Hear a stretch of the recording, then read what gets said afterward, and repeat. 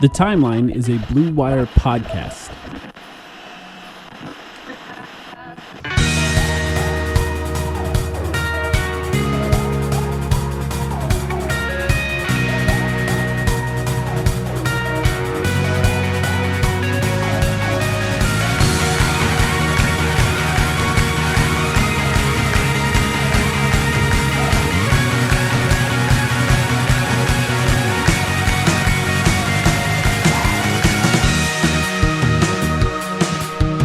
Welcome to the Timeline of Phoenix Suns podcast. My name is Mike, back after a week off. Sam, how you doing?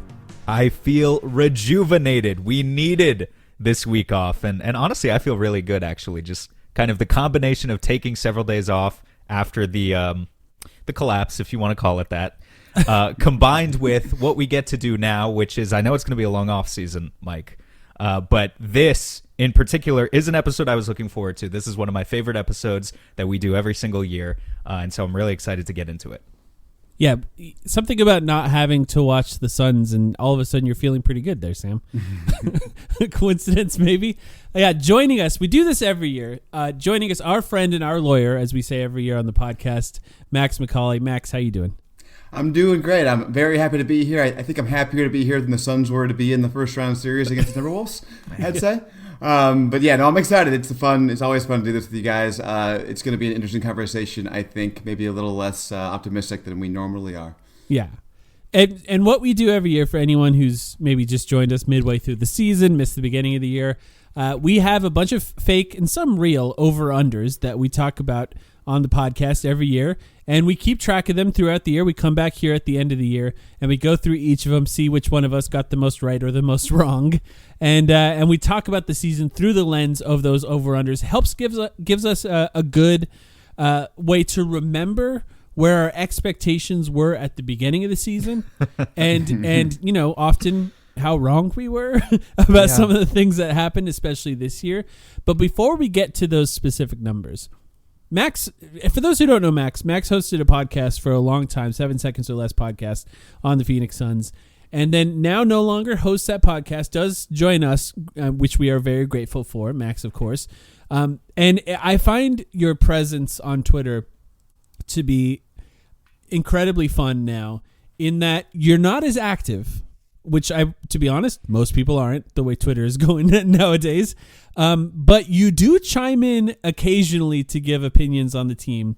And this year, I felt like every time you chimed in, you were just dropping bombs on Frank Vogel and on the team consistently, maybe once a week, once every 2 weeks, just chiming in on Twitter to say, this team is so stupid, what's wrong with them? And I think now is a good chance to say, how do you feel about this season as a whole now that it's over?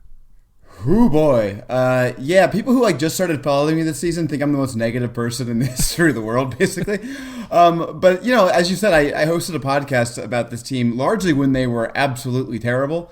That's back when they were winning. You know, we started at the same time, you guys, and David and I, and it was when they were winning 19 games a season or whatever. And, I mean, those teams were infinitely more pleasant to watch to me than this team all season long. I mean, in part, a lot of it wasn't their fault. Obviously, the injuries, it was just hard to, they had a hard time getting through a lot of that stuff. None of their minimum signings worked out, literally none of them. So that they were very, very shallow all season long. I think we're gonna get back to that as we talk about the over-unders at some point. Yeah, I know, right? We'll get, we're gonna get into it in detail, I think. But I think the coaching was very, very, very bad. Even despite all those challenges, I think they did Frank Vogel and his staff did a very, very bad job navigating them. I just found this team to be impossible to enjoy. Even when they won, it felt like a struggle the whole time. And, a lot of the losses were just utterly embarrassing. Everyone, not to get too much into it, but I'll just say one thing. They went 7-3 down the stretch of the season, which was great, right? Probably the best thing they did all season. Yeah. But the 3 losses were just terrible. Like the Clippers loss was so bad. And then the game, people forget this, the game after the Clippers loss against the Clippers where they won, where the Clippers set their entire team, they almost lost that game. Yeah. The team was so hard to watch all season long. So, yeah, and to your point, I don't chime in a lot, but unfortunately this season when I did, it was mostly venom. I'm glad you brought that up. First of all, the back-to-back Clippers game, actually, because it reminds me of something Kellen Olson asked both of us on a stream. I think this was maybe before we streamed the both of playoffs. those games, which were like horrid to watch. Yeah, Yeah, but this was in a stream after that, so it was in the aftermath of all that stuff towards the very, very end of the season. Kellen basically asked us, like, when did this team break you? Because I think as we talk about expectations and kind of what we were feeling about this team as we went into the over-unders episode back in, when do we do it? October? September? This may have been, since we've been doing this, which is 4 or 5 years now, this may have been the year that I feel like expectations shifted the most throughout the course of the regular season. So, Max, like, when did they officially break you? Was it the Clippers 35-4 game? Was it earlier than that? Were you maybe kind of riding, some hope and copium into the playoffs, and then just like, because like the rest of us, we were talking about how, here's Minnesota. They're the ideal. Not that I thought it would ever be easy, but I was like, this is the ideal matchup. We don't want to play OKC. We don't want to play Denver. At least they'll make it a series. They did not make it a series. So how did your expectations change?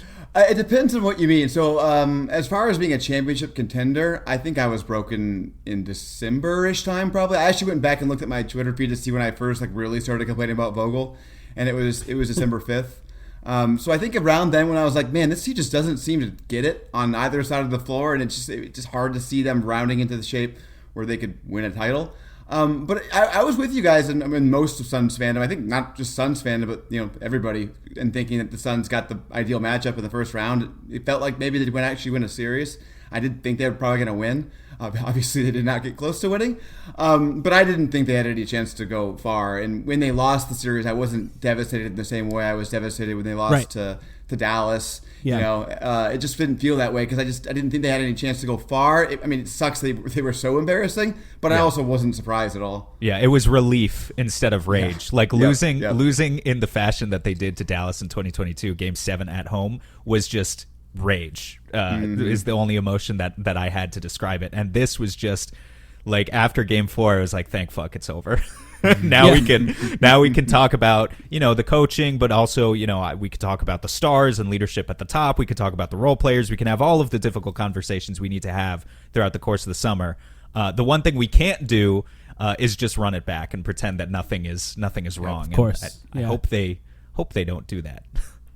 Yeah, I agree. I think it's definitely a different thing to the Dallas Mavs series, the one that caused all the Suns drama that we have right now. That was a 64-win team that was like a blast to watch during the regular season. So the way it ended and the manner of which it ended was just such a disaster. But I remember after Game 1 of this year, I thought, well, they could definitely be swept, and that wouldn't be a surprise at all. And then, of course, it happened. And in some ways, I think about halfway through the series, I'm like, I don't know why I thought anything other than this was going to happen. Because the team was a very bizarre team in that sometimes they looked good, but they never really looked great. Like, it never really clicked in a way that you thought, there it is, that's what it's supposed to look like. And more often than not, like you said, when it was bad, it was so bad that the taste that left in your mouth was much stronger than any of the times where they were winning or playing okay, good enough to make the 6th seed, which Whoopi, at that point, who really cares? It is the 6th seed for a team that had championship expectations. What is it about, December 5th, I think, is pretty early to be on the Frank Vogel is not doing a good job with this team train, if you will. What is it about him, I think, that lost you so early on in the season? Yeah, and one thing I'll say real quick is I don't 100% know it was Frank Vogel specifically. I'm not in the room. I don't know who's saying what, but I think the organization of the team just generally was horrible on both ends of the floor. The turnovers, the way they were just throwing, I don't know. This team may have set a record for throwing the ball out of bounds. They had it up there. It's just crazy how disorganized they were on both sides of the floor. And yeah, maybe it's the players' fault. Maybe the players just weren't able to process what the coaching staff was telling them. But to me, the job of an NBA coach and an NBA coaching staff is to get the players all on the same page and to get them following something. And it just felt like all season long, players were staring at each other in confusion. And I think the epitome of it, and again, this was happening all season long, but I think where it shone so brightly was that third quarter against Minnesota in Game 2. They had a pretty decent first half, kind of a horrible end of the end of the second quarter, but a decent first half. In that third quarter, they were just completely and utterly lost. And I just remember thinking, like, this is what I've been seeing from the entire season. And how are we in game, I guess, 84 at this point, and it still looks like this? Like, yeah. I don't know. Again, I don't know 100% that it's Vogel's fault, but I know 100% that it has to change. And I'm not really, obviously, you can't change the top players. And obviously Durant, Booker, and Beal weren't able to figure out what was going on with the offense or the defense all season long.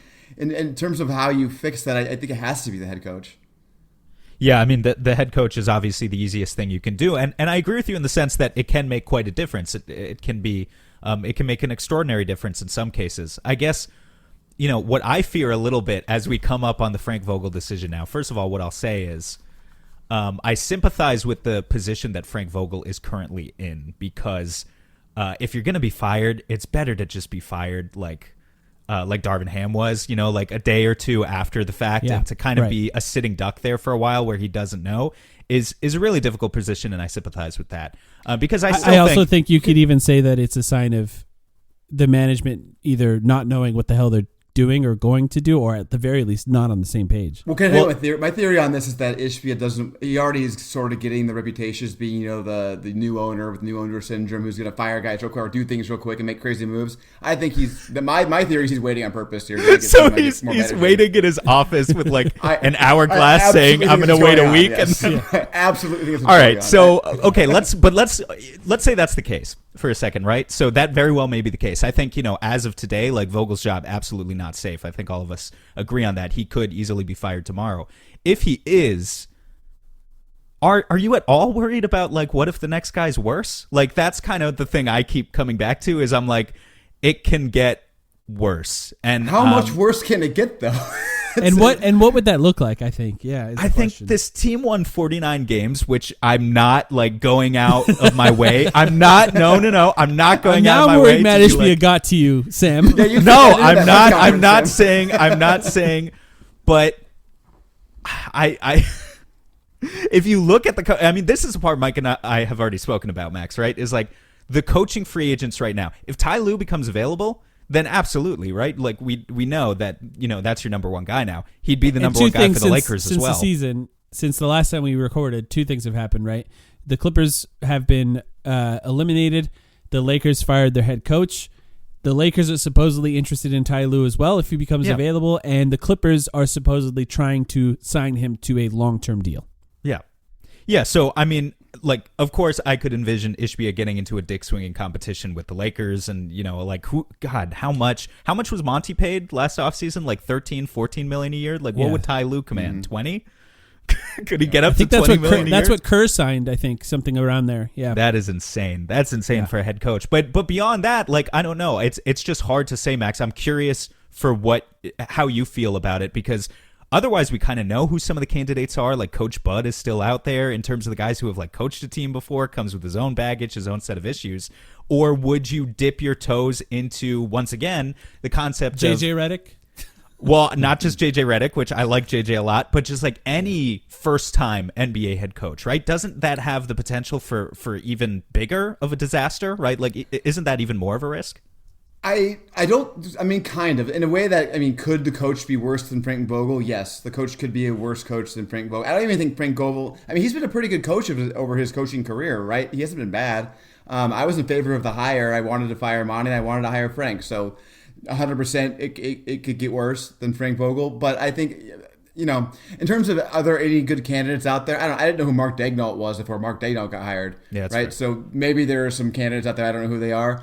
I guess my point would be like, I feel like Frank Vogel and his staff kind of proved they couldn't do it this last year. Maybe I could be wrong. Come back, continuity would change things, but I doubt it.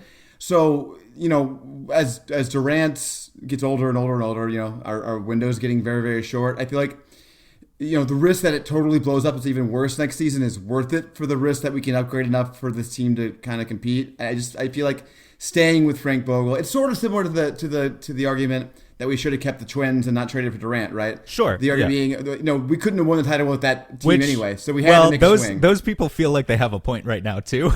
but No, I'm 100%, still on yeah, your yeah. side where I agree. Like, you had to make that swing when you had the opportunity. I guess, the other thing is, like, you brought up Mark Daigneault, and he's awesome, but whoever the next coach of the Phoenix Suns is going to be needs to be able to command a locker room with Kevin Durant, Devin Booker, and Bradley Beal. True, yeah. These three veteran stars who have not shown spectacular leadership abilities in their own right. So, like, that's the particular challenge that this next coach is going to have that I am a little bit worried about. Is it's just like, it's got to be a guy or anyone where KD is on board, in particular, and Book is on board. And how do you get that buy-in? How do you guarantee that buy-in from the big three, the big 2.5, whatever you want to call them at this point? No, I think you're right. And to bring up a candidate you just mentioned, I think Coach Bud would make some sense. He famously installed a really good defensive system in Milwaukee and sort of changed the way they played. And I think that's really, the biggest absence for the Suns last season, I've been harping on it, but they just didn't seem like they had a plan at any time, ever. Going back to game 2 of the Minnesota series, at the end of the first half when the last possession was Nurkic like backing down the ball for 15 seconds from the three-point line, it's like, it didn't feel like a team that knew what they were doing. And I even Coach Bud, who has his own issues, his stubbornness in the playoffs, things like that, at least he would install a plan, I think. And I don't know. And, Vogel's famous for having a defensive system, so maybe they just didn't listen to him. But they just gotta find a way to get the guys on the same page, because that was what was missing this year to me. One quick over-under question. Over-under 24 hours before Frank Vogel is fired after this podcast is released. What do you guys think? Under, right? I would love to hit the under, because that would be hilarious. That would be hilarious. I'm going to say over. It might be an hour after we release this podcast. That would be based on our very, reputation. very funny, and we should get all the credit if it does happen. Yeah, I'll say under just to will it to the universe. Let's do it.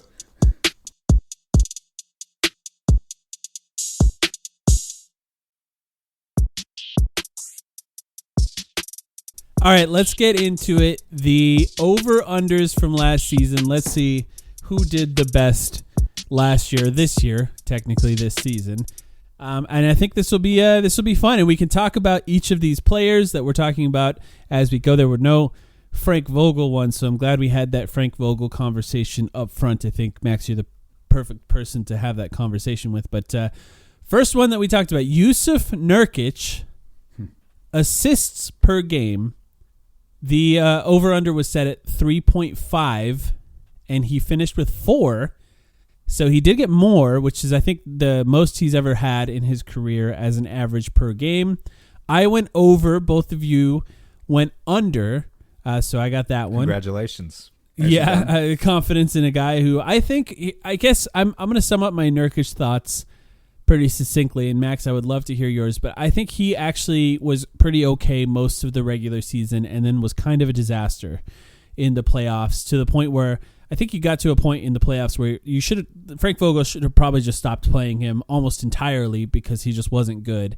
And we went from a point where I thought he was okay to a point where they should do anything they could to try to upgrade at that position this season, especially if they can figure out how to pass again as a team. But what are your overall thoughts on Jusuf Nurkic this season, Max?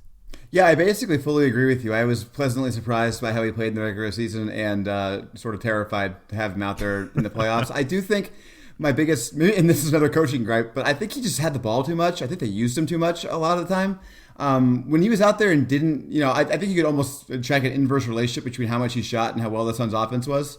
I know they like to use him, and he's the passing ability and the assists, all that stuff. But I mean, the dude can't finish, and I think that any shots you take away from the big three were to give to Nurkic were just kind of wasted. It was really hard to just see his like, we know he's a bad finisher, and he started off, if you guys remember, in October, November with some brutal numbers, but then was able to kind of have a little bit of a redemption tour in the middle of the season, it felt like, where he was finishing his layups, at least like at an acceptable level. And then, with a couple of injuries, the thumb injury and stuff, like, he could not finish a layup post All-Star break. His free throw percentage, let me check real quick, fell to 55% from the free throw line post All-Star break. So, like, it's really difficult with Nurk, especially, again, as we talk about, like, what does this team do next? Because I think they have to move on from Nurk, but you also can't deny the certain things that he did really, really well for this team and were critical for this team. Like Max is talking about the playmaking, and the playmaking from Nurk was critical for this team. Maybe they had him touching the ball a little bit too much, but like they're going to have to find a way to replace that through other positions if they do opt to replace him, just because like there's a reason he had the highest plus minus on this team. Another reason for that was because Drew Eubanks was so awful, but it was also that Nurkic looked pretty good for most of the season and was playing, positive basketball for the Suns. So I don't know, Mike. Like, we need a center to come in and shoot threes. I think both you and I have talked about that. We need a center to come in, and relevant to the next question too. Yeah. It would be nice to have a guy, also a rim runner is something that people talked about. Just no vertical gravity, no rim running presence whatsoever when Nurk was out there on the floor. And obviously, the defense speaks for itself. I think he did okay given his natural disadvantages, but like he's not a good defender. But it's like if you're going to replace all that stuff, you also just have to be thinking about the passing in the back of your mind. So what stood out to me in the playoffs is the extent to which the reason the Suns moved on from DeAndre, and besides the fact that it seemed like they didn't like playing together anymore, Devin Booker and DeAndre Ayton, was the fact that teams were able to game plan him out of a series or make the ball go into his hands in a way that impacted the Suns so easily throughout the last 3 years really in the playoffs. And what that meant is that they were able to play a lot higher. They were able to double, send traps at Devin Booker, send traps at Chris Paul, or even, last year, Kevin Durant. So they got a player who ideally you could slip the ball to in the middle of the floor and you could make plays with him in the middle of the floor. But with Nurkic, like with DeAndre Ayton, what they would do is they would play up a little higher as the help guy, and DeAndre Ayton wasn't able to make the pass fast enough. With Nurkic, they just left the rim wide open, except that there was a guy that would come at the very end. And to be fair, Timberwolves was very good at recovering. But when the game plan is essentially give your center the easiest shot that they could make at the rim, and that's going to impact their play negatively as a team, that's a really bad sign for a center. Yep. I mean, I know that hit finishing has been a problem with him. The Suns were effectively the offense during the regular season was 122 when Nurkic was on the floor during the regular season. Like, they were able to effectively overcome that to the point where the offense was actually at its peak when Nurkic was on the floor in the regular season, even better than when KD was at center. So the fact that type of play, I think what he was brought here to do was where he failed or where the team failed, and maybe under a better coach, maybe with different role players, of course, things could work a little bit differently. But in this playoffs, I thought it just was not good in the way that they expected him to be good this year. And by the way, the next one, since you talked about having a center who could shoot threes, we also had a 3-pointers attempted per game line for Jusuf Nurkic, and we set it at 2.5, which was just over what he shot in Portland the previous year, where he shot 2.3, and then this year he shot just over 1 per game. I went under. Sam, you went over. Max, you went under as well. He shot 1.2. So yeah, me and Max got that one right. But so he was bad at it. Yeah, well, here's the deal. I was just wish casting there because he shot 36% the year before in Portland. Like, ideally, if Nurk could shoot that, I would say take 5 a game, take 6 a game. Let's just play 5 out. Like, clearly that was a huge thing. A fundamental flaw in the Suns' offense this year was you're paying $150 million in star players who don't like shooting threes. So everyone else on the floor needs to shoot a lot of threes. Unfortunately, Nurk just isn't that guy. I think they expected him to, right? I mean, I guess. And I think the next center for the team, if they do move on from Nurk, needs to as well. It needs to be one of the main things they're looking at. But it's just he shot 24% on the season and basically gave up on that shot entirely by like January. Like, maybe he was taking 2 or 3 a game up until a certain point in the season, and then he just gave up.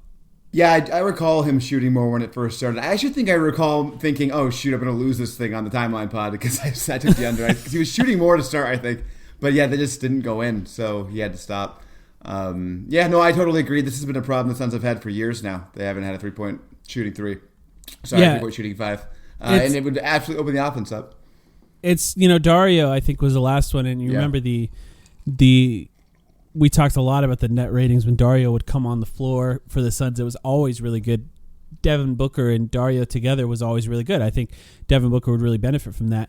I think Kevin Durant would really benefit from that. There's a lot of guys who could potentially do it. And I think even with some more interesting play calling or more guard screening for KD, you could even get more out of that if you had a 5 who could shoot threes. It's not an easy thing to find, especially one that can hold up on the defensive end. It's also not really something that like Frank Vogel for in a lot of ways was the wrong coach for this roster in general, but Nurkic is not a Frank Vogel guy. If you move on to a center who shoots threes, not really. Unless you can somehow, if the Milwaukee Bucks blow it up somehow and you're able to snag Brook Lopez, then maybe that could actually work for somebody like Frank Vogel, but I don't know. It just didn't quite work.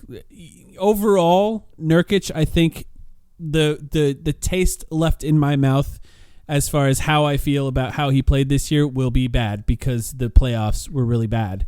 And I think he was one of the guys that stood out as playing really badly. And by the way, I want to mention this because we had a long conversation about Frank Vogel. Obviously, we're going to go through each of the players here. I don't think any of us think this was entirely on Frank Vogel, right? Obviously, he was a problem. Firing him is not going to fix everything for this Personally, team. There's so Mike, much that needs to change. No. Yeah, I think some people might already know this about me based on other things I've said or tweeted, but personally, I'm not happy with Frank's performance. I think he probably will get fired, and I'm not going to defend him, but I place more of the blame on the stars. The issue is just that we can't really replace the stars that easily unless they explicitly say that they want to leave. So you move on to the next thing that you can actually control, and that's the coach. And every single one of their minimum signings failed. We're going to talk about all those. Yeah, we got a good guys, one. A right lot here. of those guys coming up. Yeah, and that was just killer. Even Eric Gordon, who made it through the season, really underwhelmed. And he was supposed to be a huge part of this team. His body just does not. I know he was able to play, like he was physically on the floor, but he does not. He does not look like his body's holding up very well. It's a good tagline for the Eric Gordon 2024 campaign. He was physically on the floor. He was on the floor. He got cardio. Yeah. Speaking of guys who were on the floor, maybe a little too much, Yuta Watanabe, corner 3-point percentage. He shot around 50% in Brooklyn. The line that we set was 42%. So we even put it relatively low. All of us went over. Before he was traded in Phoenix, Yuta shot 30% from the corner on the Suns, 11.7% lower than what we all expected him to shoot. He just lost all of his ability to shoot, and over time, lost all of his confidence to shoot. And when the ball is in his hands, he had no ability of doing anything once he put it on the floor, to the extent where he was just immediately completely out of the rotation, then eventually traded in what ended up being, and I still think is, a good trade for Royce O'Neal, who of course is not on this. But you mentioned, Max, all of the minimum signings ended up bad. We were pretty excited about most of them with relative expectations to what they were. We understood that players like Yuta or Keita Bates-Diop had to maintain the shooting that they had the previous year in order to be good on this team. The problem was they didn't at all. But any thoughts on either the Yuta Watanabe experience, Max, or just the minimum guys in general? It's certainly going to be the last time I get excited about signing like 6 minimum guys. I think I learned my lesson from that. Is Yuta still in the NBA? I think he was in Memphis. Yeah, he's in Memphis. I don't know what he shot after that. Yeah, he played 5 games. He shot 5 games doesn't really count. Let's see. He shot 6 for 19 from the field in those 5 games for Memphis. I think the funniest part about this is like the way that because the Suns couldn't technically offer more than minimum salary, they were able to hook so many of these players by offering those player options on a lot of them, right? And so Yuta has a player option for next year, which I would imagine he's picking up so that he can stay on the Memphis Grizzlies for another season, because otherwise I suspect he would not be in the NBA anymore. He had an atrocious campaign. Yeah, he really did. Man, I'm hoping, I guess their minimum contract doesn't really matter if Eric Gordon picks his up. I guess we could just cut him, but don't really need those guys back. Gambo said he does not expect Eric Gordon to be back. if that's any comfort to you, Max. It's a little comfort. Yeah, the experience with Yuta, I was excited about Yuta Watanabe. The fact that I think Kevin Durant and him had such great chemistry in Brooklyn, which is another, I think, knock against coaching right here, that they could not find a way for that to translate on the Suns, I think was a bad sign. Another guy in Keita Bates-Diop, a lot of people were excited about him, including us on this podcast, or some people I would consider smarter than us, like Zach Lowe, for example, who probably watched more of him than we did going into the season. And then he just he couldn't defend and he couldn't hit threes, and it did not look good at any point. And I think you could make the case that Chimezie Metu, the guy that maybe we were the least excited about at the time, was the best, and he wasn't good either. None of them really worked out. I still don't know if Chimezie's like a real NBA player, because granted, he went to Detroit after he played with us, but he had some solid numbers finishing out the season for Detroit, just in like 10 or 15 games. He at least, the difference between Chimezie and Yuta is that Chimezie is a player who, he has skill, like he has a bag, if you will, a repertoire, but also he just has the confidence where it's like, you're not really sure if he's an NBA defender who can like fit as part of a system that really wins you games, but he can at least go out there and put up numbers. Like he for sure has the confidence in his own ability to like score some really good looking buckets. And so I like the shot too. I have hope for Chimezie. If I had to bet on any of those guys to succeed in the NBA at some point, it'd probably be him. Josh Okogie, games started. Oh wow. We set the over under at 35. Now this was, I think we had a much higher expectation of what Josh Okogie could do for the Suns, just the fact that the Suns did not have any effective point of attack defenders. We did do the original over-under podcast after the Grayson Allen trade, which we'll talk about him next. We set the line at 35. He started 11 games. Sam and Max, both of you did go over. I went under on that one. And yeah, he went way under that line. I think I'm 0 for 4 so far. Yeah. I've been keeping not track. only did he lose his starting spot, he lost his rotation spot entirely until Frank Vogel was just throwing shit at the wall to see what stuck. Well, but and then he played okay in the playoffs. That's funny. What's crazy is that yes, Frank was clearly just throwing shit at the wall, and by then it was like game 3 or something, and the series was probably over. But like, yeah, he looked pretty good. It was like Josh Okogie is kind of inevitable in a way, in the sense where at this point in his career, look, he's probably never going to develop the shot, and he's never going to be more than the kind of minimum contract journeyman who's just sticking around that I think we were hoping he could become. But all that being said, the hustle is just inevitable. He's going to find a way out on the floor, and he's going to look pretty okay at doing that, and I think he'll stick around in the NBA. I don't know if it's going to be with us. Do you remember how good he looked to start the season too? It really looked like we had found our 5th starter with those guys early in the season. Yeah. He was awesome, and then it just went away as it always does on offense for him. Well, and also I think the fact that they just were so desperate for someone that was a high volume 3-point shooter. Mm-hmm.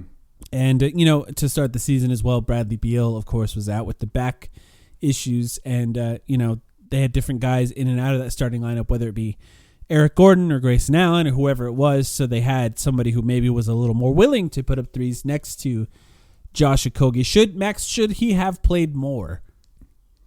I'm not gonna hammer Frank for that one. He was terrible offensively for most of the season, and we saw what happened in the playoffs the year before when he was clearly unplayable. So I get why that was a big glass in case of emergency sub towards the end there.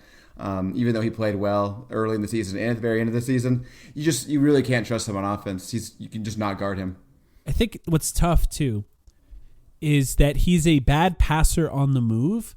So like if he has the ball on a fast break, it's probably going to be a turnover. If he tries getting it to another guy, it's almost better that you just chase the offensive rebound and he's going to jump into a guy and throw it up at the rim. Maybe you'll get the foul, maybe you get the rebound. But that means that if you're playing a small ball 5, like he's kind of perfect to play in that he's a really great rebounder for his size, capable of getting the offensive rebounds. If you're switching, he can guard bigger, except that he can't shoot. So then if you're using him in a small ball 5 situation, you almost need him to be the screener. So now you're feeding him the ball in the middle of the floor. Well, one of his biggest flaws is passing the ball on the move. He can't catch it and shoot it from the mid-range. So he just loses. If he can't shoot threes, he's got to do that. If he can learn to pass better on the move. Yeah, but that's not really a skill that a lot of guys just improve dramatically at in the middle of their career. It's almost more likely that you can get better at shooting than you'll just become a dramatically better passer at a certain point of your career. we just saw Russell Westbrook kind of spam his way to to that in a series loss. And what did he shoot? 20% throughout that Clippers series. For anyone who's curious, I just had to look it up listening at home. Josh Okogie, another one of the examples of a player with a player option this summer for the Suns. I would expect him to pick that up, right, guys? Happy to have him back, to be honest. He's a perfectly fine end-of-your-bench player. I don't expect him to play a lot, but I think it'd be fine if he came back. Yeah, I would agree. Yeah, I agree. He has stretches where he gets like hot, sort of, and he can play like 10 games in a row in the regular season and be useful. Yeah, and he can get in there, cause a little chaos. Most of the time, what he's doing offensively doesn't look good, but the team plays well while he's on the court. That's usually the case.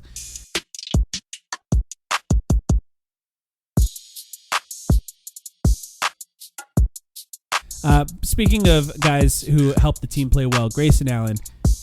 Isn't it the weird MVP. that Grayson may be the most consistent of the Suns players? The role is simple, right? So he's not asked to do anything close to what Kevin Durant or Devin Booker are asked to do. So of course they have a much harder job to do.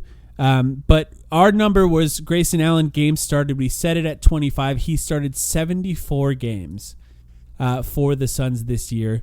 Rolled the same ankle twice. Really, when he rolled the first ankle, or the first time he rolled his ankle, I should say, in the Minnesota Timberwolves series, you should have live bet for it to be a sweep at that point, because without him on the court there, that really impacted what the Suns were capable of doing. No excuses, of course. The Suns should have at least won one game, but I think having Grayson Allen out there would have definitely helped to at least win one. But I went over. Sam, sorry to do this to you. You went under. Max, you went over. If I remember at the time, Max, you almost talked Sam into going over because of the potential of Bradley Beal missing games, which of course did impact the number, because at the beginning of the season, I think a lot of those starts were when we didn't really know if he was going to be the fifth starter, but they needed a fourth and fifth starter at that time because of Bradley Beal. But Max, the Grayson Allen experience, how would you summarize that? It was incredible. I think he's maybe the lone bright spot of the whole season. He's the only thing that was consistently fun to watch. I'm not even kidding. Especially all regular season long. Of course they had games where they played well. The Booker New York game was awesome. There's a couple bright spots. I'm being a little hyperbolic, but in terms of consistency wise, a guy who was the entire season sort of a pleasant. I think he's the only thing. Led the league in 3-point shooting, obviously, was just incredible. Every time he shot, you thought it was going in. And not all easy either. He was open a lot of the time, but a lot of them were deep. It wasn't like he was only taking cheapy corner threes. Yep. He was awesome, man. He really was. The one thing I will say, though, is I don't think long-term you want him as a fifth starter. Size-wise, you'd much rather him be the sixth man and be a super, really good sixth man. But, yeah, no complaints about Grayson Allen. Would you rather, can I ask both of you this, would you rather have Bradley Beal or Grayson Allen next year? On their current contracts? Yeah. So if I get rid of Bradley Beal, am I taking $50 million back in dead salary, or can I get that off the books? Let's just say only one of those guys are starting. Only one of those guys are starting with Devin Booker and Kevin Durant. Yeah, I think I'd rather have Grayson Allen.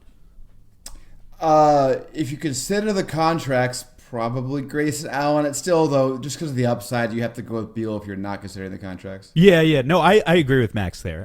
Beal's obviously a more talented player. It's just I'm thinking does that mean that there's a suitor who would take Beal and give me back a traditional point guard and a center who shoots threes, who make $30 million? That sounds nice, Sam. Could you get that done? Who could that be? I don't know. This is okay, and this is why it's important we're talking about all this stuff, though, just because here we are saying Grayson's the lone bright spot, and that's true.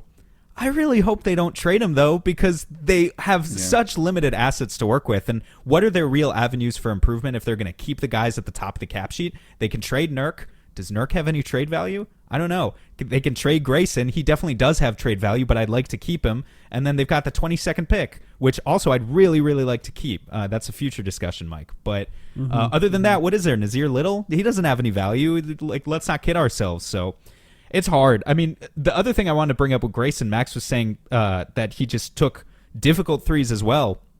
And that really is true. He shot 31 for 63 on pull-up threes. That's 49%. So if he is back next year, part of me is just like, take 8, 9, 10 threes a game. Just someone on the roster has to do it. And whatever the next coach of the Suns can do to give Grayson that confidence that he obviously lacks a little bit of in himself, because I don't care if his 3-point percentage drops back to his career average and he's shooting 39-40% next year. If he's taking 8, 9, 10 threes a game, then he'll give you the gravity that the Stars are going to need for the offense to thrive. I'm not sure he touches the ball enough. No, I know, but it's like there was a certain point in the season where like you could feel his confidence building and he was starting to take those transition pull-up threes. And when I say starting to do it, I mean like at most one a game, right? Like it wasn't a lot. Yeah. But I still felt like even towards the end of the season he was passing up opportunities to shoot. And that's a balance that if he does stay on the team, they got to figure out, because that's one of your most dangerous weapons right now, and the Stars need to get him the ball. It really is just absolutely incredible that a team with Grayson Allen leading the league in 3-point percentage, and then Kevin Durant, Bradley Beal, and Devin Booker was like, what, in the 20s somewhere in threes taken per game? It's just insane. Yeah. It's just, I don't blame Frank Vogel for that. I don't think the Stars like taking threes, I think is the problem. But man, it's just so, like, the Suns' offense would be a whole different thing if they took a lot more threes. Yeah, they were good. It's true. That's a good point, that they were good at it. It's not like they had a season where those three players struggled with it. They hit a lot of them, or they made them at a high rate. They just didn't shoot a lot of them. They literally, I'm pulling it up right now, shot 38% as a team, which was 5th in the NBA from 3. Yeah. And then they just didn't take them. and I think the coaching staff was begging them to shoot more, whether it be privately, as we know, but also like in the media, like talking about it, how much they wanted them to shoot more, and they didn't. Something that I want to mention here is, since the last time we recorded, there was exit interviews with James Jones and Matt Ishbia, and one of the things that Matt Ishbia said is they're excited to take this starting 5 into next year. So the implication there, of course, we know Grayson Allen is not going to be traded anytime soon. He just signed an extension, so we know he's probably going to be on the Suns at least till the trade deadline, most likely. Yeah. The implication there is, of course, he's still starting, and Jusuf Nurkic is still starting. So that's something that the Suns could potentially be looking at next year. A good season by Grayson overall. Like I said, expectations were lower than the Stars. And he shot a ton of open threes, thanks to players like Kevin Durant and Devin Booker in particular. And, it's just nice to see a player who I think excelled in the role that they were asked to do. He was asked to do a lot defensively, and he was fine. He wasn't great. We're going to talk about the team defense in a little bit. Let's talk about Eric Gordon. We mentioned him earlier, does have a player option. Gambo said that he is likely not going to be back. I am suspicious that when I was reading the Athletic article that was released the second the Suns were out of the playoffs, that he was one of the guys leaking some of those quotes about those meetings. I'm not actually sure about that. I have either no him information. or Isaiah Thomas. That was the other rumor going around. That is such a weird one. There's no way Isaiah Thomas would do it. Well, why not? He was in the locker room. Because he just has a lot more to lose than Eric Gordon is probably going to be in the league next year. Whether he's playing a lot is remains to be seen. But Isaiah Thomas, wanting to be in the league, I don't think he would risk that.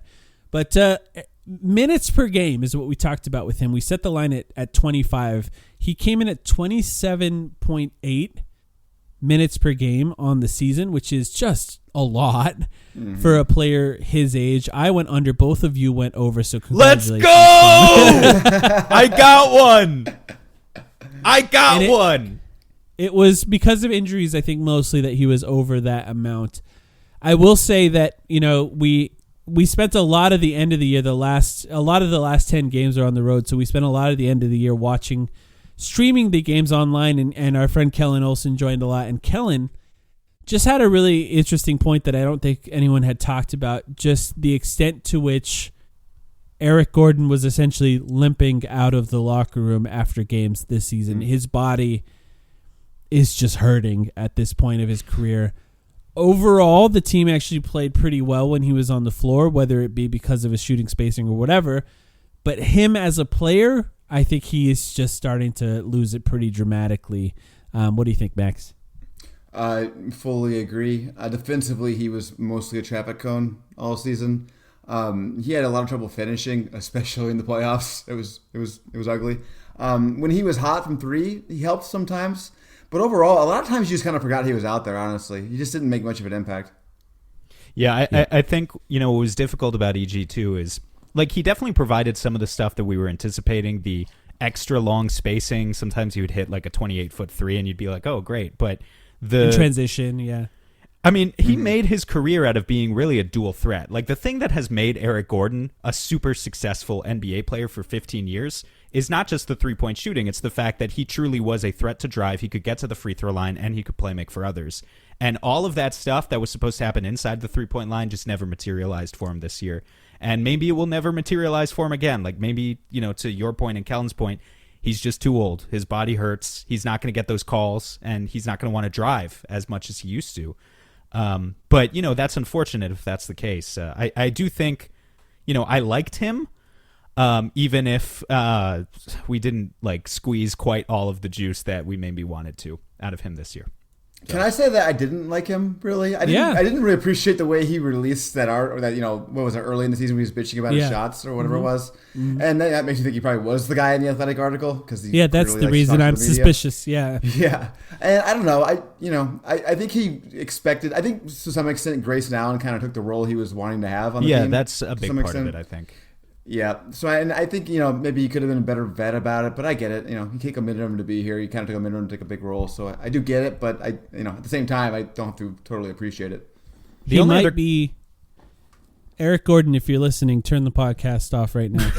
Yeah, he's a big fan. He might be a guy that's struggling with the fact that he's getting older here, because I thought the point you had, Sam, about one of the things that made him so good was his drives is.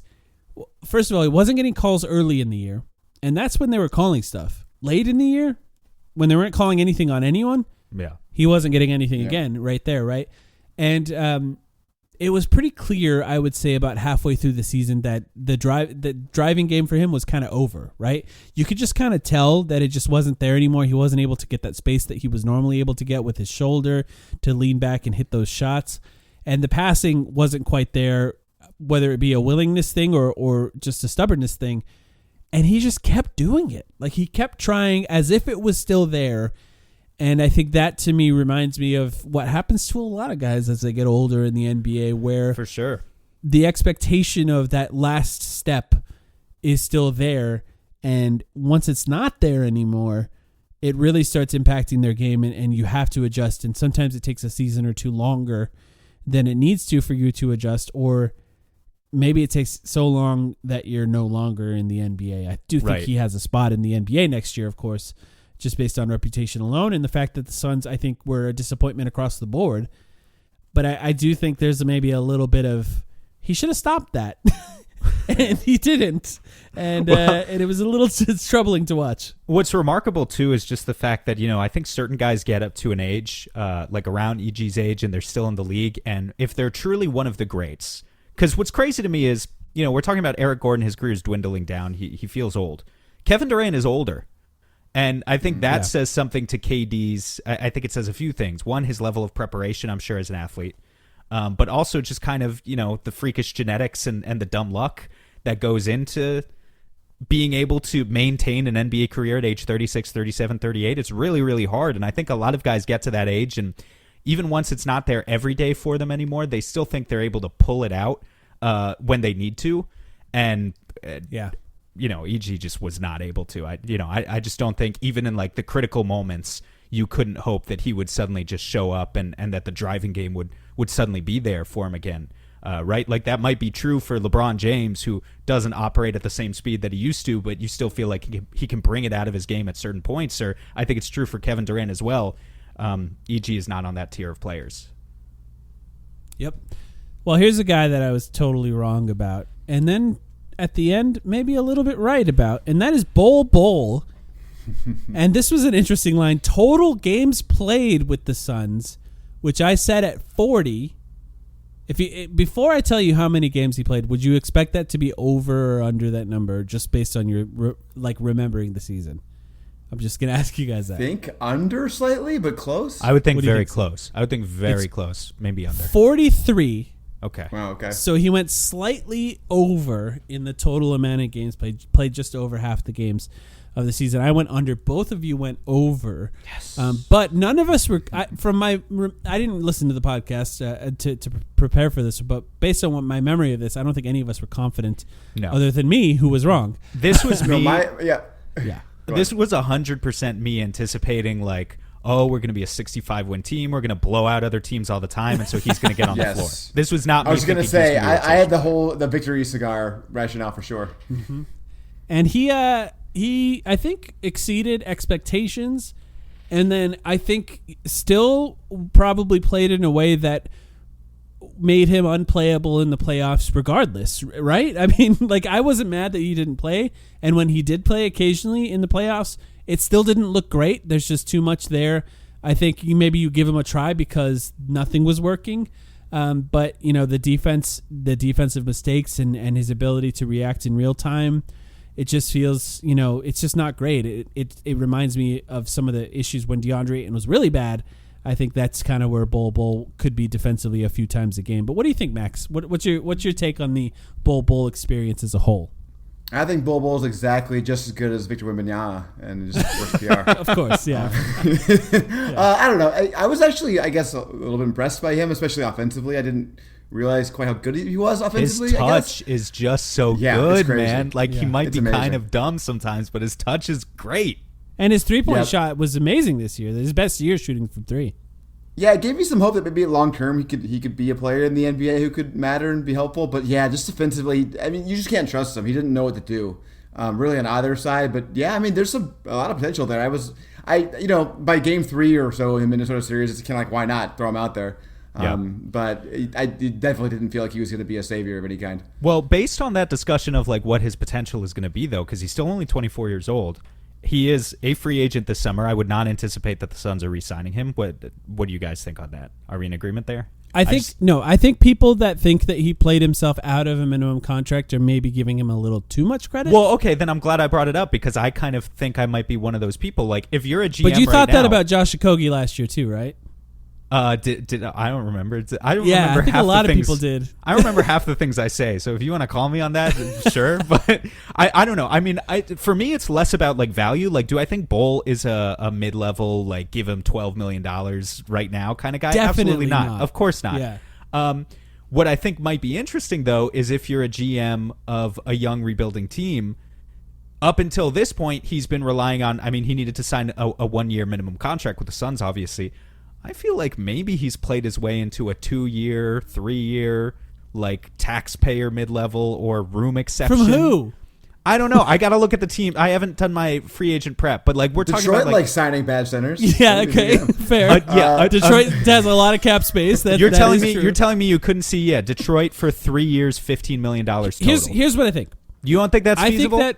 I think that Bol, what he showed on this team this year, is that he's capable of playing a role on a great team where he's going to be wide open pretty regularly and not impact a great team. Now, I'm not saying the Suns are a great team, but I mean the spacing and the way that defenses react to players like Kevin Durant or Devin Booker allows somebody like Bol to be just left wide open because they have star players. And he's capable of being on that kind of team and being like, okay, not being a problem with a team like that. If you put him on a bad team, I think it'll be probably similar to what he did on Orlando last year. So now you're talking about how many teams that are good are willing to pay him more than a minimum, and I would say none of them. Right? I don't know if good enough. I don't know if a good team is, but I think a bad team. So then, if you have a bad team, if there's a bad team out there that bought into what he's doing and saying, I think he could be better than this, maybe they give him like a Jock Landale type deal, where it's like, Where Well, it's like that's a great the first year's example. like $5 million, and That's then a everything great after that is example. not guaranteed. Yeah. Who among us foresaw the Jock Landale deal coming, right? Like, I think we were hoping that maybe I still Jock can't believe it Landale, happened. that Jock Landale could come back to the Suns even. And then I still ends up wish going he to was on the Houston. Suns. Yeah. Me Yeah, it would too. have been helpful.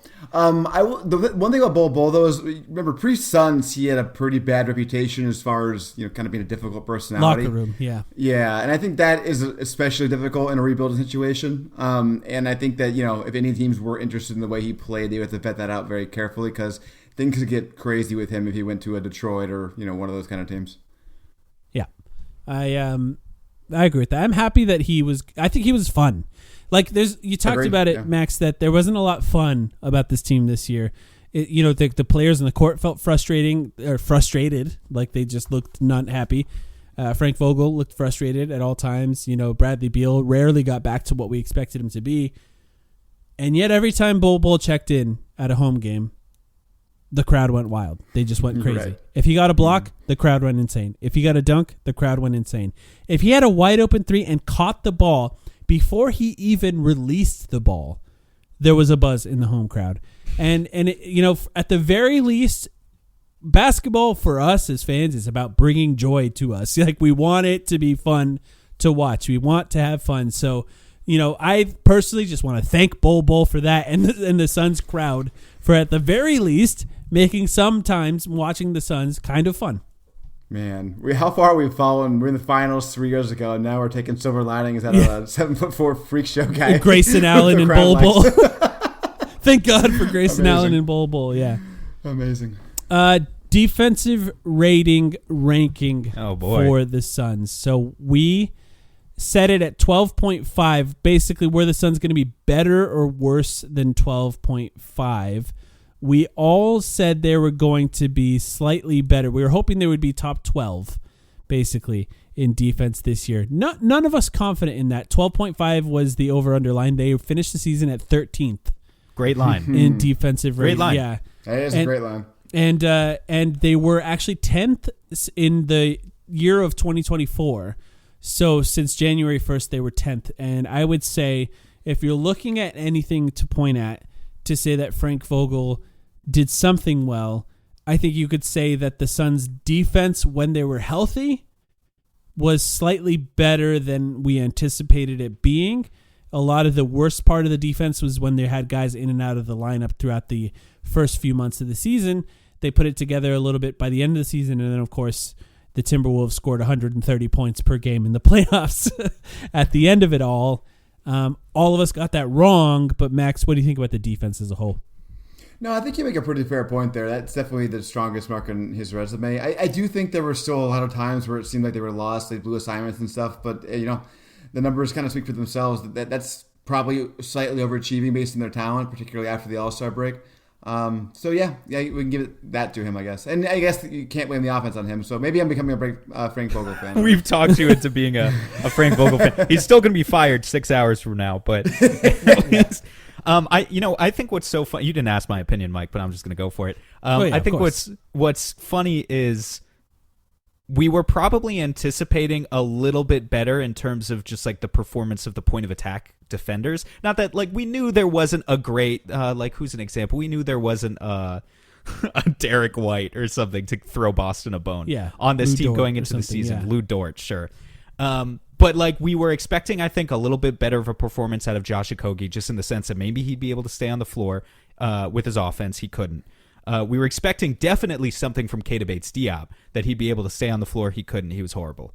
We were expecting better from Drew Eubanks, if you want to talk about the backup center position too, and maybe what he was able to do. There was no over-under on Drew Eubanks, right? No. Yeah. So, but I still think we were anticipating more there. So, I don't know. It particularly with kind of the perimeter point of attack guys, like at a certain point in the season, it became, we need to put Grayson Allen on the most talented offensive player on the other team, or Royce O'Neal, and it's just, that was tough. Royce wasn't able to handle those challenges. Grayson Allen wasn't able to handle those challenges. Book also, in particular, really a guy who disappointed me defensively. 100%. That's I think that's, you're talking about, you expected certain guys to be better. I expected Devin Booker to be better. I think he regressed defensively this year. I think he actually was pretty good last year, especially in the playoffs. I think he was great. He was great in the playoffs. Awesome in the playoffs, yeah. And then and this year, I think throughout the entire regular season or the playoffs, he was worse. Yeah, so it's hard because it's like, I thought Nurk was able to do a relatively okay job given the player that we already know he is. I thought KD proved that he can still be a phenomenal defensive player sometimes. He just can't be that guy all the time. Outside of that, though, just in terms of, and Royce is fine. Like, that was a good midseason acquisition. Like, he's a solid defensive player. He's just not a lockdown point of attack guy. He doesn't have the physical attributes for it either. He's smart. He's too small. Yeah. And not long enough. Yeah. Yeah. I mean, I might still be interested in re-signing him. It's just, it's nothing personal, but the personnel was not great. It was not really equipped for this team to be a significantly above average defensive team. So I thought Vogel did a decent job with what it wasn't, but the one thing I will say to go back to my Vogel hate, not really, but they did, the one thing the Suns roster didn't have was like a really glaring holes. Like there's no Trae Young out there. Yeah. There's no one tiny to pick on. I mean, Grayson Allen's probably the closest, but as we said earlier, he did okay this season. So that does go a long way not to have someone absolutely terrible. Yeah, in your Bradley rotation. Beal. Is a good example of that actually, right? Because it's like when you can go into certain matchups, like late in the season when they would play the Pelicans, and they would just say, all right, we're putting Bradley Beal on Zion, beat the mismatch, and they couldn't. So that's a big deal. And when people actually, I'm curious, Max, what your take is. I know this isn't over-under related, strictly speaking, but on the whole, we need a point guard thing. Because on the one hand, yes, I do think the roster needs some type of point guard, and it would help with the turnover issue. At the very least, the backup one, yeah. But on the other hand, there was a certain advantage to having Brad Beal be the smallest guy on the floor when the team was healthy versus, say, a 6-foot point guard who is going to get abused in those types of matchups. Yeah, and I think that they need somebody to provide some stability. I still think I could see a world where the Suns are good and their best lineup doesn't have a point guard in it. I still think that those three guys should be enough in a lot of ways. Just the offense was so uncreative at times, so stagnant. I mean, you can move. You don't have to have a point guard to run pick and rolls necessarily. And they just didn't. Like, how many KD Booker pick and rolls do we even see in the playoffs and late in the season? It's like there's other things you can do, but overall, yes, I was in the camp of we don't need a point guard. Are you all crazy? To okay, let's at least get somebody in there who can stabilize things when they're going horribly. Yeah, I thought the Suns should have kept Campaign instead of Bol until maybe about halfway through the season, and then about halfway through round one, watching Campaign play well in the playoffs, I went back to thinking it again. And yeah, at the very least, I think it's nice to have someone that can come off the bench, especially with the team there's just no chance this team is going to be healthy for an entire regular season anytime soon. So having another guy who can stabilize things off the bench, maybe they expected it to be Jordan Goodwin. I never did. Yeah, neither. If they were sincerely thinking that, they were crazy. I mean, Jordan Goodwin, that's actually a great example. I forgot he even existed, but he was another example of the point of attack defense. Jordan Goodwin will be great for that. But I don't think any of us ever expected Goodwin to actually come out and be like a good facilitator for this team. Yeah. No, definitely not. He was fun. Remember when him and Okogie, this is like 3 games in the beginning of the season. Remember how fun they were for like a little bit when they were just flying over the court? A few games. Good times. I thought, I was like, man, I convinced myself he would be playing in the playoffs and that he was going to be awesome, part of the small ball 5, and then he just couldn't hit shots. And that's going to impact your career as an NBA player. Time to talk about the big 3. We're finally here. We got a few more for them. We're starting with Bradley Beal. Points per game. I set the line at 23. It went way under. 18.2. I was the only one that went over, and I was definitely not even confident in it at the time. Both of you went under. You were correct in that one. Bradley Beal, okay. I want to say that of all the players that were asked to change what they're normally doing as a player, he was the one that was asked to change the most. And I think that we anticipated that he would struggle with those changes, and I think he did, culminating with an absolute disaster class game 4, where if the Suns had a chance to win any game, he quite literally gave it away at the end of that game. And, he still scored 18.2. In fact, we'll just wrap this one in. We also had an assists numbers for him. It was set at 6. He ended with 5 assists per game. I went under. Both of you went over, so we swapped that one out a little bit. Yeah. And he, I think that He's not a point guard. He's definitely in some ways. I kind of feel like the Suns said, "We're trading Chris Paul now. Bradley Beal, can you just be Chris Paul for us? Can you just do that?" And he's like, "No, not really. Like I'll try, but no, I actually can't do that. Chris Paul is kind of a genius, and I'm not really. I'm more of a Devin Booker, or not anymore, really. But he's not quite that player." I think that I'm more of a Zach LaVine is what he said, really, or like no, because Zach LaVine shoots threes. I think that Bradley Beal, of all the players when you're looking at this, is probably the best candidate for a player who could just be a lot better than this next year if he's healthy. And that's always an if with him. I think he can be a lot better than this, but for me, massive disappointment for Bradley Beal this year. And I know he was asked to change a lot, but Max, I'm curious how you felt about Bradley Beal. I'm not quite as harsh on it as you. I mean, obviously the injuries were disappointing, but obviously it's hard to blame him as particularly for that. It just sucks that happened. I do think he was probably the best player on the Suns in the last 10 games this year of the season, and showed. I also like he's the only guy who seemed like he was having fun ever on the court, so I enjoyed that part of it. It's difficult for me because obviously the playoffs were so bad and he barely played. But I did see enough out of him that I have hope, in the same way you said that he could be, the most improved player of the Suns next season, I guess. So I'm not totally out on him, but I love your point that the Suns just kind of tried to fit him into the Chris Paul hole.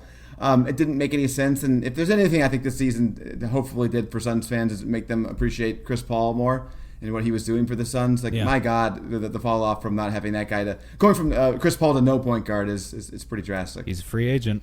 That's another conversation. I'll take him. We'll have to have a million times.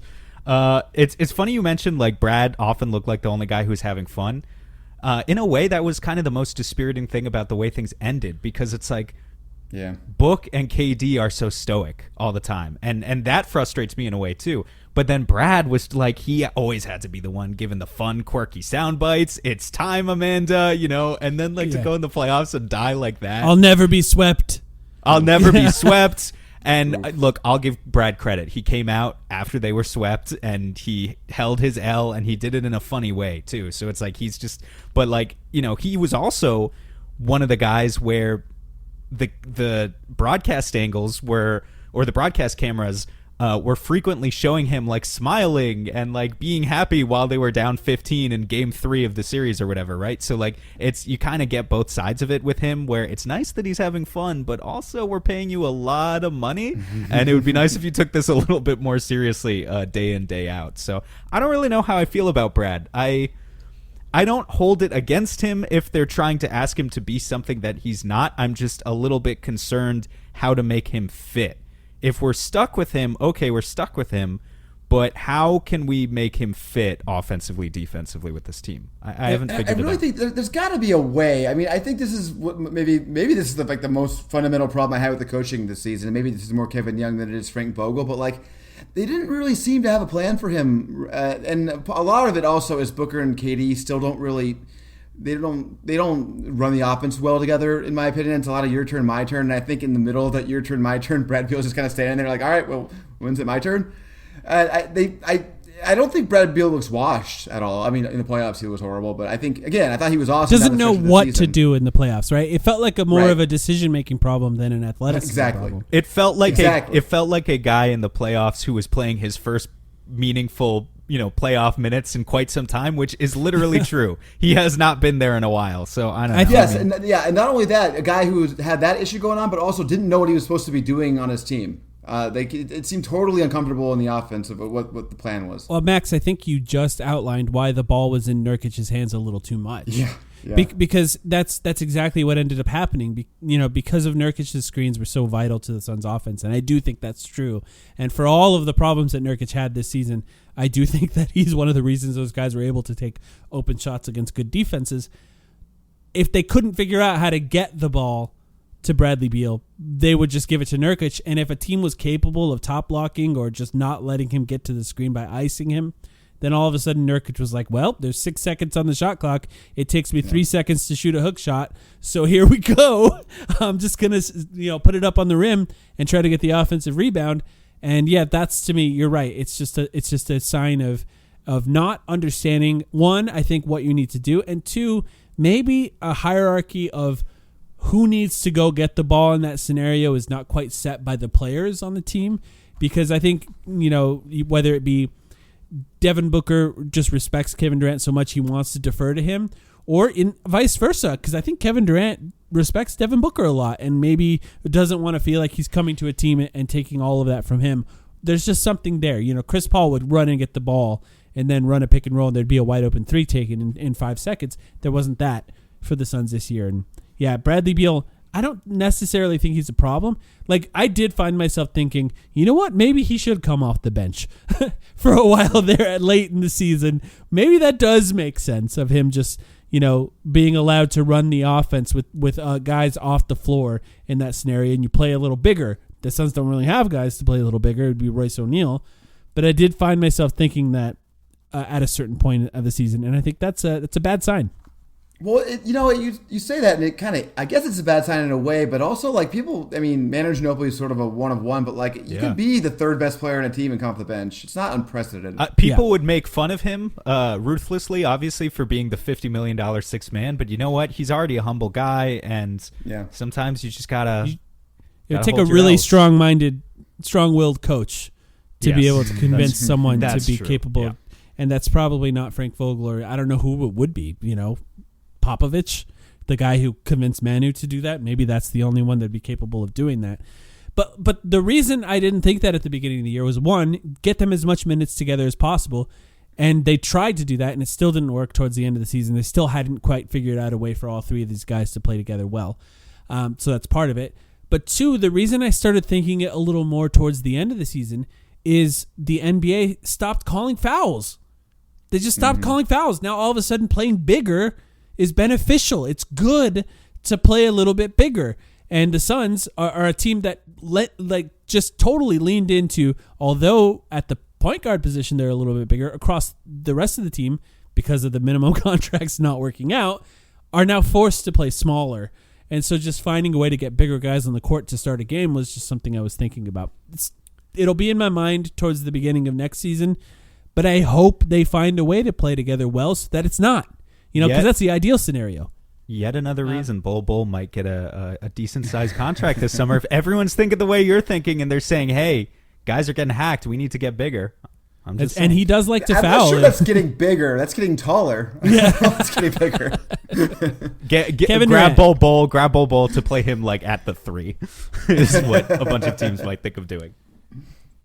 Over under Kevin Durant points per game, it was set at 27. He finished the season at 27.1. Wow. So right there, I went under. Sam, you went under. Max, you got it right. You went over.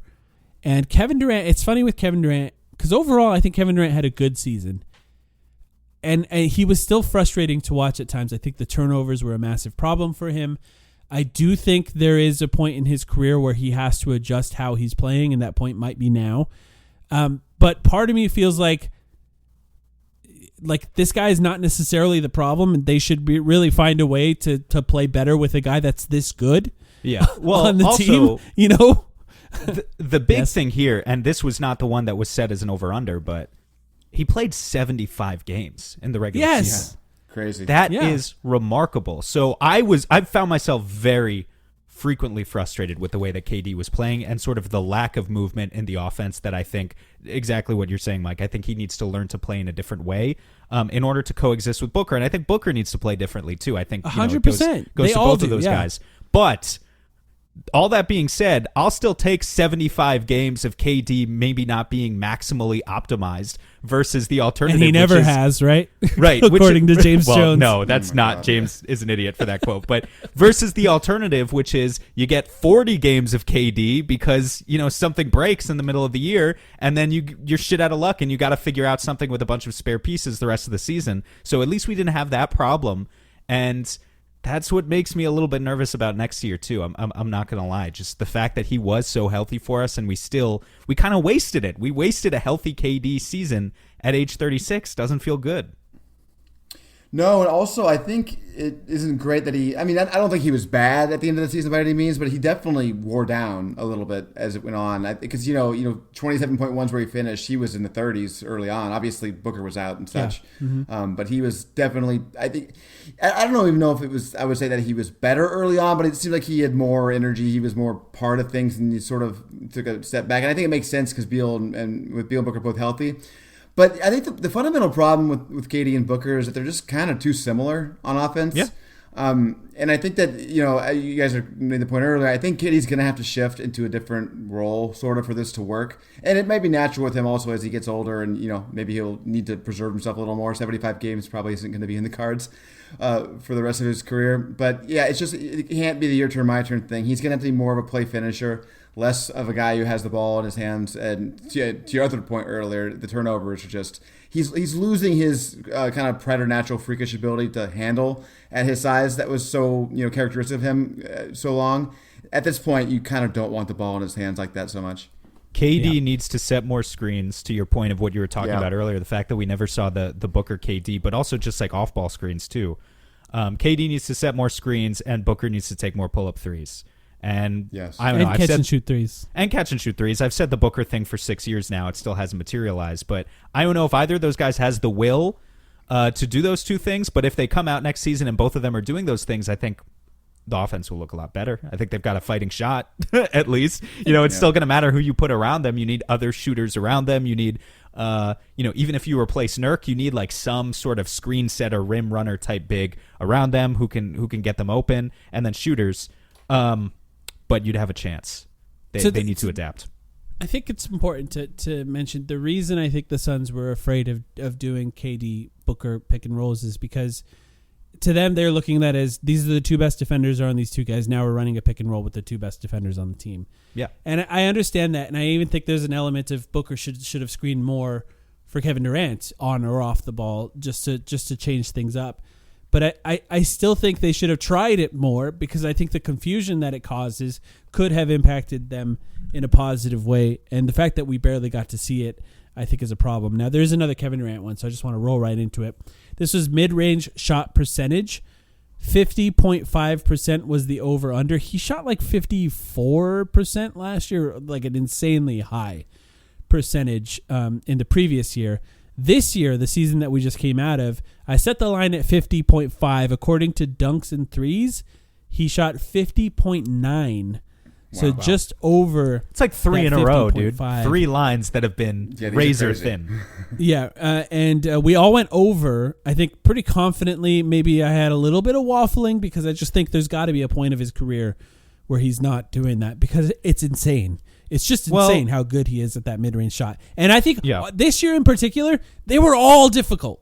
That's the reason it went down from 54. Like, there was not an easy mid-range shot taken by Kevin Durant, I feel like, all season.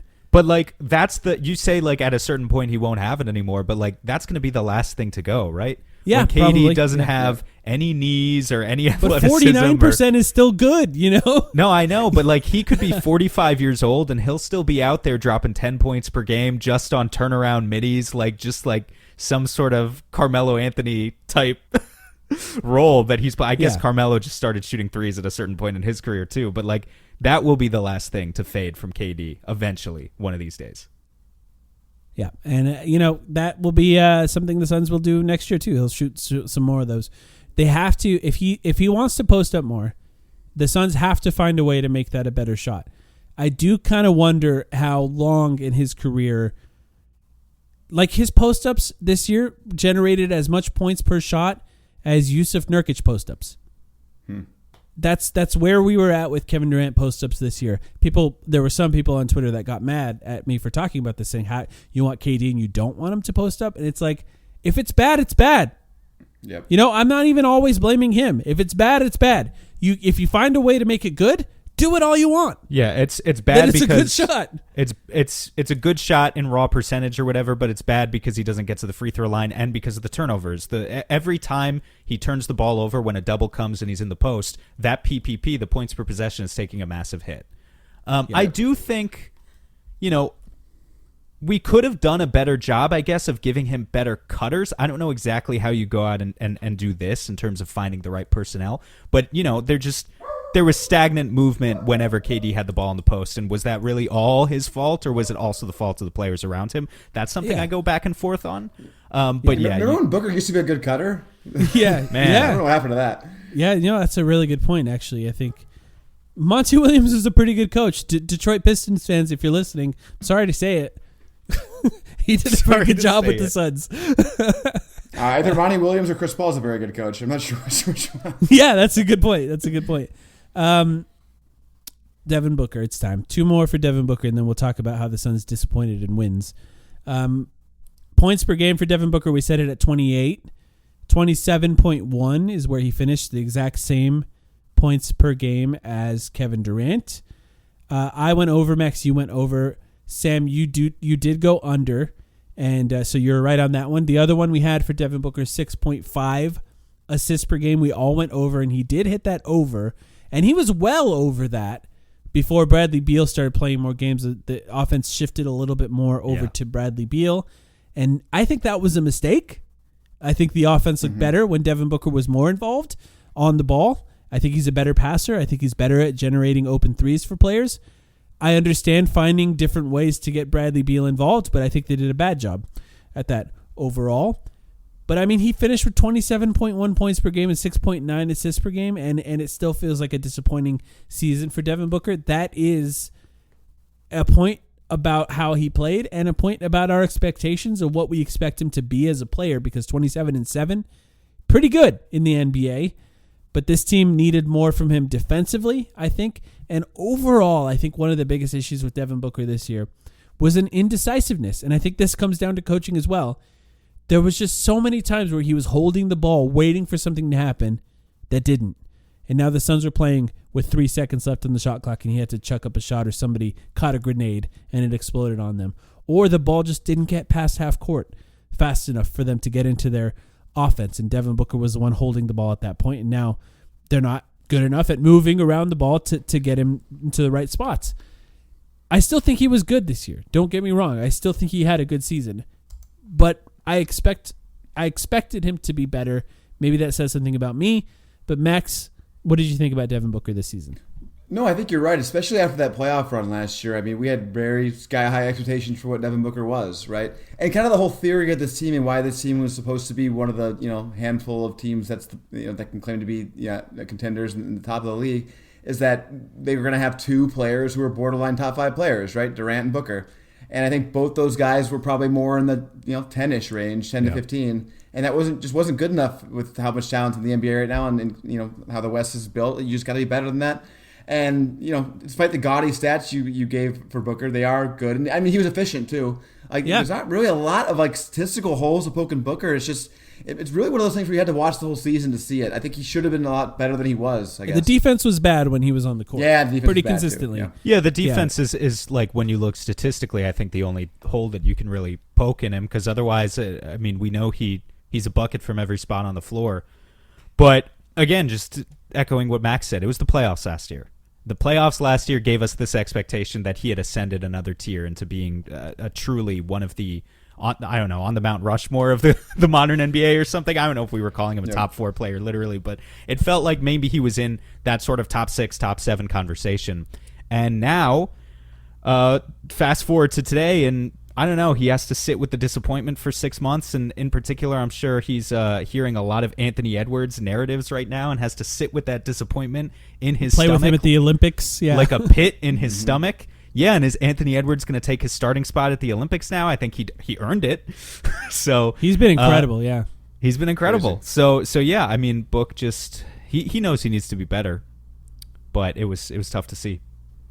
The Olympics is going to be really interesting. By the way, I have no idea. Like, yes, obviously there's so much talent on Team USA stacked together, but I have no idea how some of those guys play together, or like Joel Embiid is fascinating on that team, or obviously the generation of old guys. So it's going to be weird. The over-under for Suns wins, which is one that I don't come up with, was 52.5. So that was the one. I believe FanDuel was the number I ended up picking. for that. The Suns went 49, so they went 3.5 under that one. We all went over, and we pretty consistently all go over on that because, partially because we were confident in the team, excited about the team, and partially just because we're fans and we want them to win more because it's exciting when they win more. I think if anything, this is the Frank Vogel stat. I think it's just health too.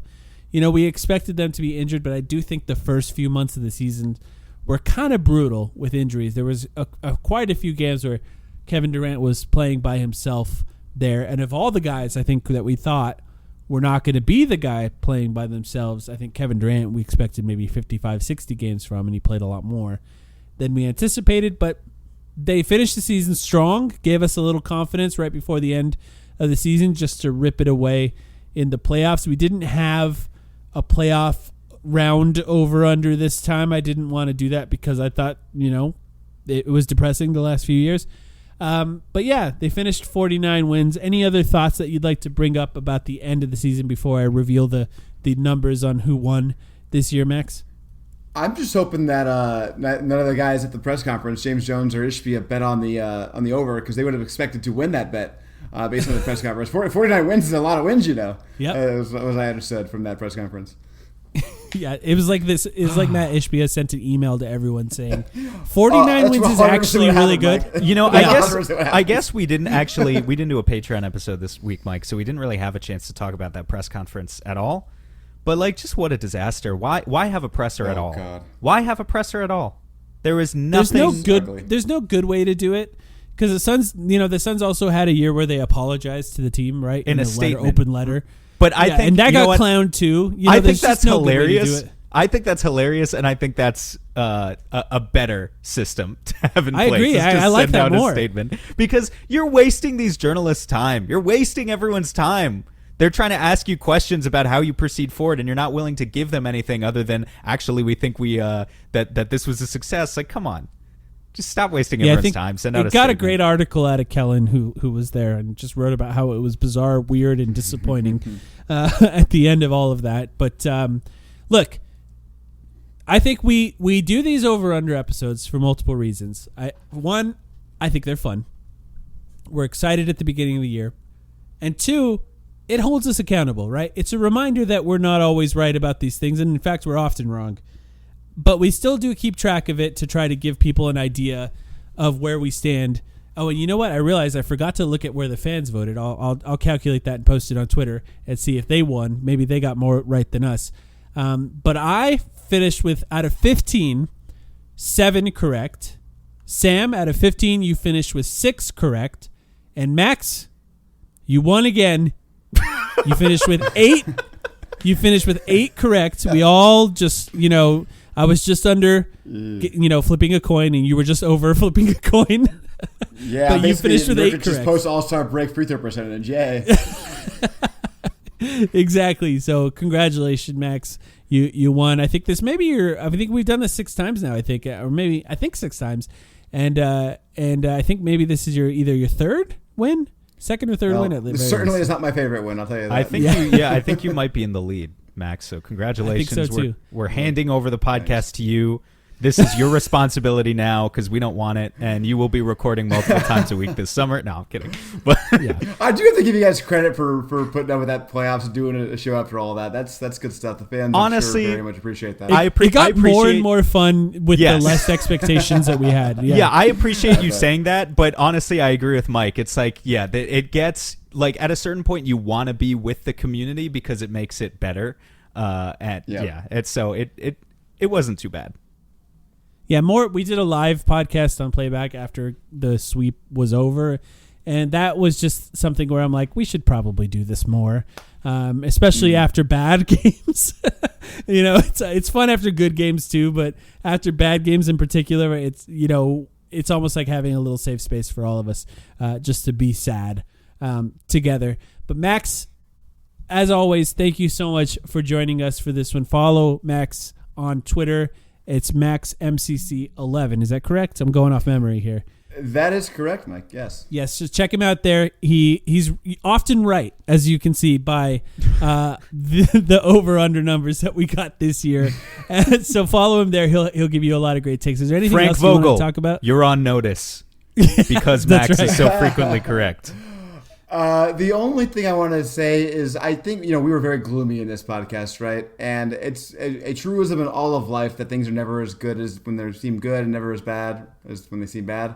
And I do think this team has a chance to be a lot better next year for a lot of reasons. Just in a lot of ways, things went as bad as they possibly could have gone this season. So I think fans, I wouldn't, sure, their chance of winning the title has gone down, but I don't think it's gone. They still have a lot of talent. There's still a lot here. So I'm sure to be a little voice of optimism in all the wilderness. Appreciate that. Yes, definitely. And I do think, if they get rid of that awful coach. No, I'm kidding. Thank you so much. I want to give another shout out to our friend Kai on Discord, who kept track of these over-unders throughout the year and sent me updates throughout the year, letting me know who was in the lead throughout the year. I was pretty excited because halfway through the season, I was like, I think I'm going to win this year.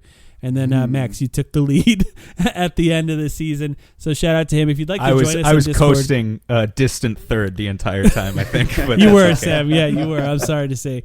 But if you'd like to join us on Discord, any of our Patreon members can join. Just join us on patreon.com/thetimeline. We'll have an extra episode this week. Sam and I actually, as a companion podcast to this one, Sam and I made actual real live bets, each of us, with money at the beginning of the season on NBA futures that we will go over midweek to talk about how bad of gamblers we are, at least me, and how wrong we were, or how right, because maybe we were right on a few of them, about the rest of the NBA, non-Suns related bets that we made at the beginning of the season. So check us out. If you want to listen to our Patreon podcast, you can sign up $6 a month for an extra podcast. We'll continue doing extra Patreon podcasts throughout the off season. We appreciate you all. We'll be back midweek. Thank you for listening.